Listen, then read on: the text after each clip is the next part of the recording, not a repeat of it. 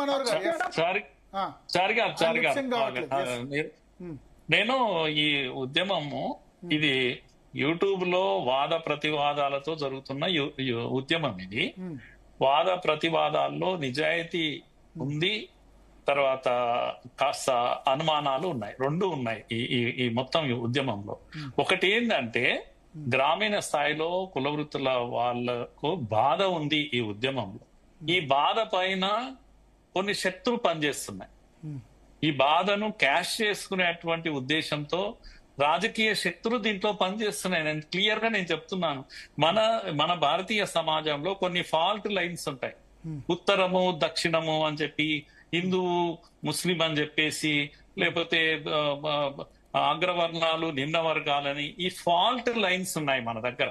ఈ fault lines మీద అనేక శక్తులు మన మెదడు పైన పనిచేస్తున్నాయి. మనకు కాస్త జాగ్రత్తగా ఉండాలి. ఇక్కడ తెలంగాణలో మనం ఉద్యమం చేసి అలసిపోయాం. అలసిపోయాక 10 ఏళ్ల తర్వాత తిరిగి చూసుకుంటే ఇక్కడ ఏముందంటే, ఇగో ఈ యొక్క నిమ్న వర్గాలు కుల వృత్తుల వాళ్ళ మీద ఈ ఒత్తిడి ఉంది. మరి ఈ 10 ఏళ్ళు ఏం జరిగింది అనేది నా ప్రశ్న ఒకటి.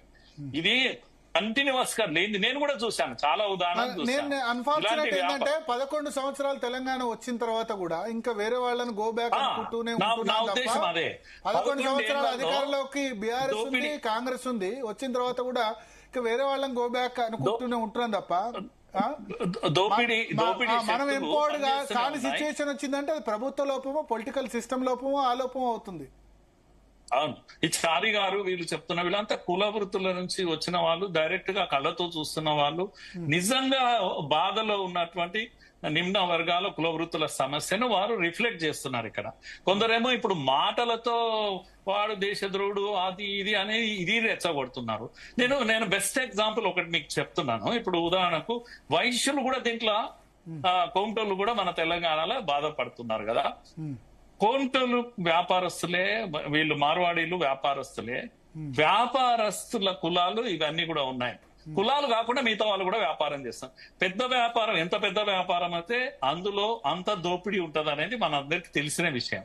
ఎవడైనా సరే, నేను కులాలు ప్రాంతాలు కూడా వదిలేద్దాం, వాళ్ళు దందాలు చేస్తుంటారు, జీరో దందాలు చేస్తుంటారు, పెద్ద పెద్ద దందాలు చేస్తుంటారు. ఇవన్నీ నిజం కనుక వీడికి వారికి ఆపాదించడం కాదు. ఇప్పుడు ఈ యొక్క కౌంటర్ల విషయంలో ఇప్పుడు చాలా విషయాలు వస్తున్నాయి. వాళ్ళు ఎంత సర్వీస్ చేసినారు గ్రామాలలో కిరాణాలు పెట్టుకొని. ఇదే కౌంటర్లను సామాజిక స్మగ్లర్లు అని పుస్తకాలుగా ప్రింట్ చేసి పెట్టి చీల్చి చెండాడిన వాళ్ళు ఈ రోజు మళ్ళా మార్వాడీలను ఇతనికే బయటకు వచ్చి మాట్లాడుతున్నారు. ఇప్పుడు బాధల గురించి వాళ్ళు మాట్లాడుతున్నారు ఇప్పుడు వచ్చి. ఇది నేను అనుమానం వ్యక్తం చేసేది. ఈ శక్తుల్ని కలిసి ఈ ఉద్యమాన్ని కలుషితం చేస్తున్నాయి. నిమ్న వర్గాలు మాట్లాడినప్పుడు నవ్వారు. సామాజిక తెలంగాణ ఆర్థిక వ్యవస్థ అయితే దేశ ఆర్థిక వ్యవస్థ. సేవల గురించి నేను మాట్లాడాను. కోంటలు సేవ, ఇది చేసిన సేవ.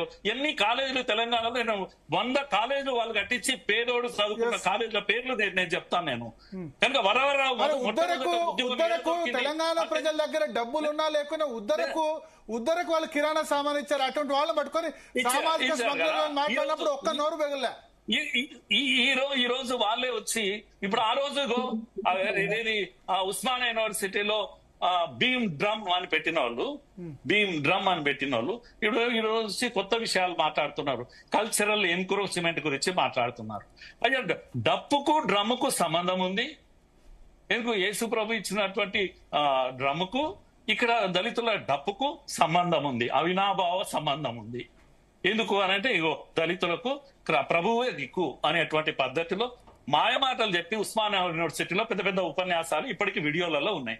ఇప్పుడు ఏంది అంటే దాండియాకు దీనికి సంబంధం ఏంది, కోలాటలకు సంబంధం ఏంది, ఈ అక్రమ చొరవ ఏంది? వాదనలు అంతా కూడా పిచ్చి వాదనలు కాకపోతే ఎవరిని పిచ్చోళం చేస్తున్నారు మీరంతా కలిసి, కలుషితం చేస్తున్నారు. నిమ్న వర్గాల ఈ యొక్క ఎవరైతే ఈ కులాలు ఉన్నాయో నిమ్న వర్గాల కులాలు, చేతి వృత్తుల వాళ్ళు, వాళ్ళకు వచ్చిన బాధ ఇది. దీంట్లో ఈ పందికొక్కులు చొరబడి దీన్ని తప్పుదారి పట్టిస్తున్నాయి ఉద్యమాన్ని. దీన్ని మీరు స్పష్టంగా దీని మీద వాదన పెట్టండి, అప్పుడు నేను చెప్తాను. ఇప్పుడు చారి గారు ఆయన ఆక్రోశం అర్థమవుతుందా? ఆయన ఎంత బాధపడుతున్నాడు. ఉదాహరణలు చెప్తున్నారు కదా, దానికి తిరుగుందా? కనుక ఈ దోపిడీ అనేది మరి గోకుల్ చాట్లో జరుగుతుంది కదా. దోపిడీ అనేది చెప్పాలి కదా. వాడు మార్వాణి చేస్తే ఇంకెవడు చేస్తే దోపిడీ అనేది చెప్పాలి కదా. కనుక మీరు కన్ఫ్యూజ్ చేయకండి ఇదంతా కూడా. దీన్ని మాత్రం నేనైతే ఒకటి క్లియర్ చేస్తున్నా, హిందూ ముస్లిం సమస్య కాదు. అనవసరంగా రోహింగ్యాల విషయం ప్రభుత్వాలు చూడాలి. మరి ఏం చేస్తున్నారు మీరు చూడకుండా వచ్చి దీనికి కలుపుతారా? ఇది కాదు. ఇది అనవసరంగా ఇష్యూను కాంప్లికేట్ చేసే ప్రయత్నం చేస్తున్నారు. నేను మొత్తం రౌండ్ టేబుల్ విన్నాను, ఎవడి గొంతు ఏంటి అని విన్నాను. నేను దప్పు డ్రమ్ములతో నిలబడ్డాళ్ళు ఏం మాట్లాడినరు, కంచాయిల కౌంటర్లను తిట్టిన వాళ్ళందరూ నిన్న రౌండ్ టేబుల్ లో మాట్లాడిన వాళ్ళు నేను చూస్తున్నాను కదా. ఎక్కడ ప్రజల మధ్య చిచ్చు ఏడ అవకాశం ఉంది, ఫాల్ట్ లైన్ ఉందంటే ఆడ పోయి నిప్పురవ్వ వేయడమే. మురళీ మనోహర్ గారు ఇక్కడ ఒక మాట, రోహింగ్యాల గురించి